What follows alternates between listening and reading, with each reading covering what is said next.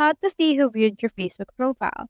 So as of actually on right now, as of September 2024, Facebook does not provide a way to see who has viewed your profile. But there are actually some indicators of profile views. When you head over right here to your profile and you see the people on the top of your friends list. So in order to see your friends list, you need to turn off right here your professional mode. So make sure that your professional mode is turned off in order to see this. So in here, you should be able to see in here all the friends that you have and anyone who's on the top that you haven't recently interacted with or accepted their friend request. And if they're on the top, that may indicate that they visit your profile often.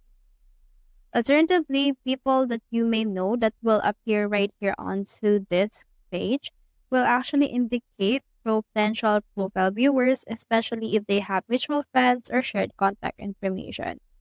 Also, people who engage on your posts that like or comment your posts are likely to be viewing your profile regularly. So that's how you see who viewed your Facebook profile. Hope we help.